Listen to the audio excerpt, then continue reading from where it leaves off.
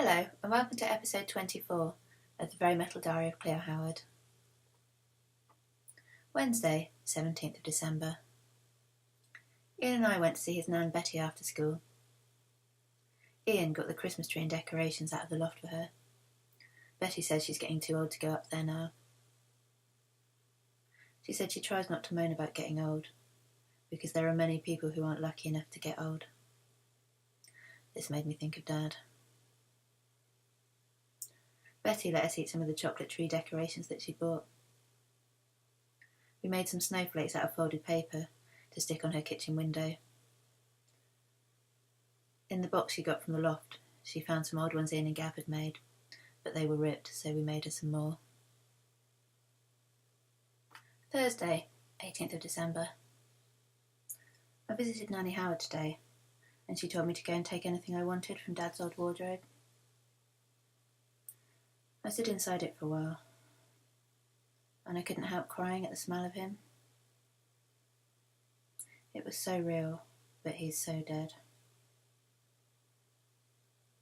I made myself stop crying because I didn't want to upset Nanny. I already feel bad that I leave it ages between visits. I took a couple of rugby shirts, and then I noticed a kind of shape in a jacket pocket of Dad's. It was a big packet of condoms. It was a full packet of 18 with none of them used. This could mean one of two things. It could mean that Dad was a very optimistic man who didn't get laid. Like father, like daughter. Or it could mean that Dad was such a prolific shagger that he had to buy condoms in large-sized packs. But I've got no evidence of him ever having had relations with anyone except Mum. Or it could be that there was a special offer on in Boots. He did always like a bargain. I've taken the condoms to literally protect Nanny from finding protection. They were Durex Featherlight. I never expected to find out my dad's preferred condom brand from beyond the grave. I'm hiding them inside my Holly Hobby nightdress case so that Mum doesn't find them. I never wear a nightdress anyway, just a Slayer t-shirt. Well, I'll never be needing condoms. I met Barry tonight, and on the walk to his house, I told him that I wasn't in the sixth form. He wasn't angry exactly, but he was really weird with me. He said that we're still mates, and he'll say hello when he sees me in the Green Man. But he doesn't want to take me back to his house when his mum's out. And he said he can't see me this Friday because he's got to visit family for Christmas. He said maybe he'll take me for a drink again next year, but he might not. I pretended I understood, but I don't really. I came home and I cried for ages, and then when Mum came in from work, she thought I was crying about Dad. And she said she knows how I feel and she misses him too. And then I started crying about Dad and about Barry. I feel like everyone leaves me.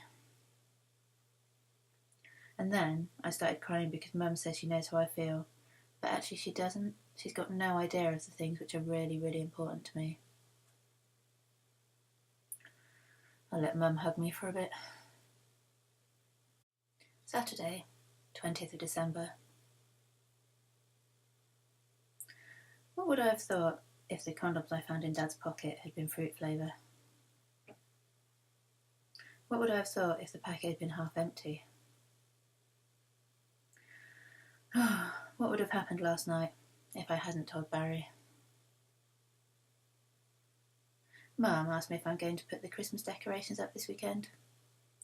I suppose I should. I went into town and I bought Rammstein's Sane Soaked album for Jenny and a Red Dwarf t-shirt with Lister on for Ian. My Christmas shopping is now done. Every one of the magazines Mrs. Butler brought round has got a slightly different mince pie recipe, and Mum was deciding which ones to make. She asked me what I thought of puff pastry, and she said she thinks phyllo is a step too far.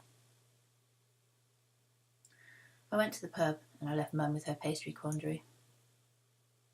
It really doesn't matter to me. Ella sat on the lap of a cute guy in a Santa hat. He looked about 30.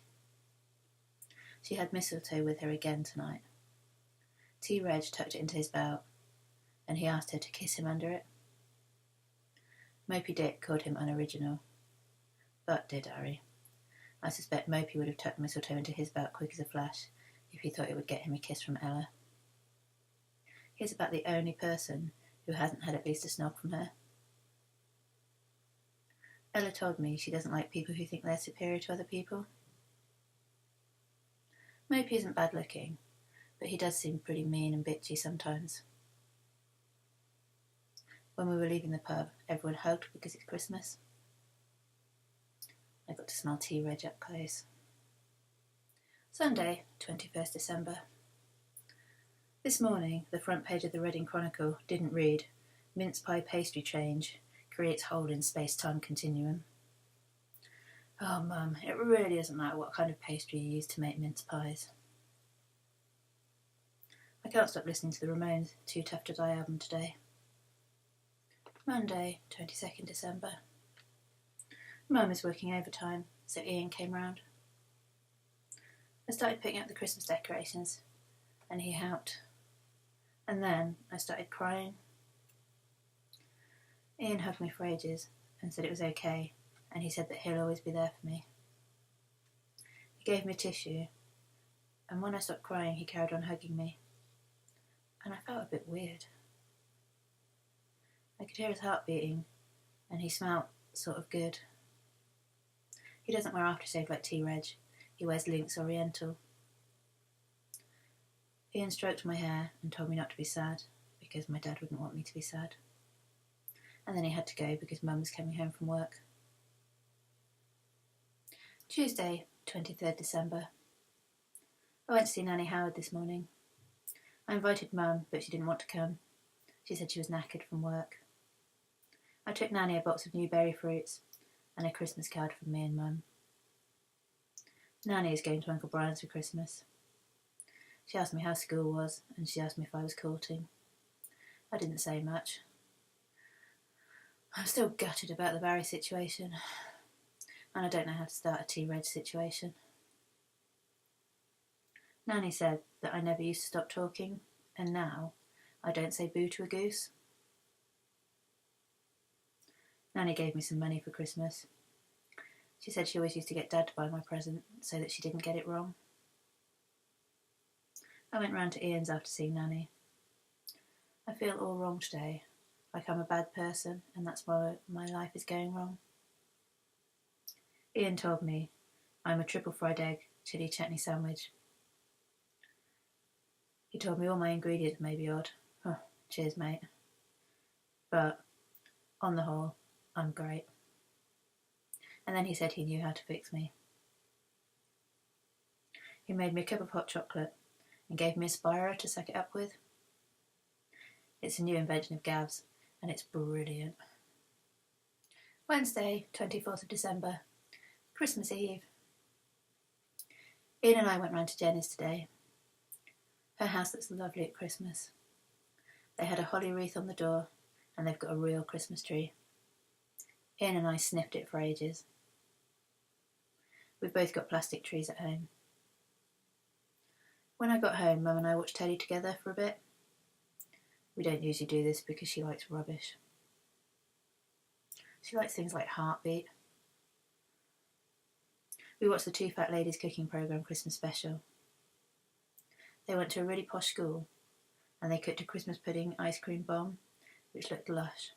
And then Mum went out and touched the stair carpet for luck before we watched the lottery results, but she didn't win. Thursday, 25th of December, Christmas Day. I've got a bass guitar. It's second hand, but that's okay, because it's probably been played by some amazing musicians. Mum cooked dinner and we took it round to Nanny Brooks, and we warmed it up in her microwave. Nanny didn't notice Christmas Day, despite the sheltered accommodation being decorated, and despite the fact she was watching Noel's Christmas presents on TV. Mum acted all jolly, and we pulled crackers, and we wore our paper hats. Mine kept slipping into my eyes. Mum and Nanny's stayed perched on their permed hair. On the way home, Mum told me that she worries that her memory will go like Nanny's has. Even though today is Christmas Day, it wasn't all that wonderful. Mum usually pretends things are fine, but today she actually said that the first Christmas without Dad is bound to be a difficult one. We bumped into our neighbour Josie on the way home, and she invited us in for some mulled wine and mince pies. So we went in and we joined the party. I liked the mulled wine, but Mum made us go home after only one drink. There was a woman there who looked a bit like Shot, but older. I was telling her about heavy metal, and she sounded interested. Friday, 26th of December. Boxing Day. My bass guitar is disappointing. Mum didn't realise that I'd also need an amp to go with it. I'm going to ask for one for my birthday or save up for one. Also, everything that I want to play really hurts my fingers because it's all at the top of the neck, where the strings are thickest. I've got one book of bass tab called the Bass Tab White Pages. It's got loads of songs, but most of them are pop songs. I had a bit of a bash at Judas Priest's Living After Midnight. Saturday, 27th of December. The Green Man was phenomenal last night. Everyone was out because everyone got money for Christmas. T-Reg was drunk. Now he's working, he's got more money to spend, and he's investing some of it in lager, he says. He bought me a Malibu and Diet Coke. And then he told me how he'd like to do it to me. No one else was listening. Jenny was talking to Lex, and Ian was talking to Bob and Simon the Raspberry about music. T-Red said he'd start off slow because he knows I haven't done it before. And then he'd do it to me until I liked it. I didn't say anything. I just blushed. He also said he'd have a wank beforehand so that he didn't jizz too quickly. Oh, he sounds so considerate, dear Diary. I think he's a gentleman. What do you think? Ian also got a guitar for Christmas and an amp, and Jenny got some new rock boots. She is 2 inches taller than she was before Christmas. Sunday, 28th of December. Do you think a sober T-Reg would like to do it to me, dear Diary? Will he remember what he said last night when I see him next? Could this be the start of something? Today, I mostly ate Selection Box. Unfortunately, it had the Spice Girls on the front of it. It was a gift from Auntie Alice, along with the Spice Girls annual. Auntie Alice thinks that all teenagers like the same things. Is there nowhere that the Spice Girls haven't colonised? I expect to see them when I lift the lid of the loo or when I open my underwear drawer. They really are everywhere. Apart from the Spice Girls taint, though, it was a very good selection box. It contained a Whisper Gold, a Fuse, a Crunchy, a Curly Whirly, a Fudge, a Boost, a Caramel, and some chocolate buttons. Oh, I still miss Barry. Oh.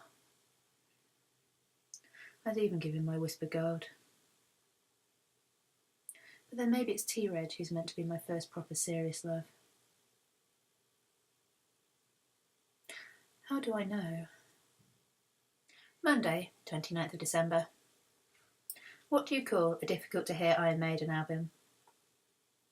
Mumbler of the Beast. What did Bruce Dickinson say to Steve Harris when they were trapped inside a fish? Run for the gills. Who is the grumpiest member of Judas Priest? KK Frowning.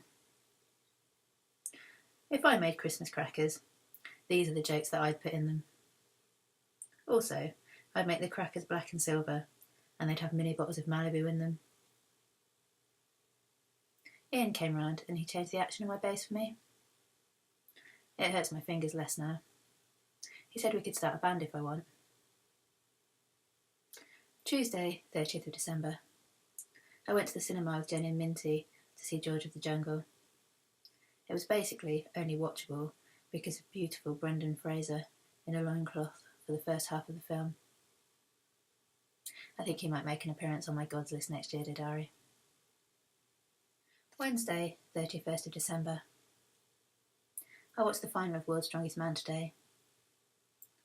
I'm going to do something next year to make my dad proud of me.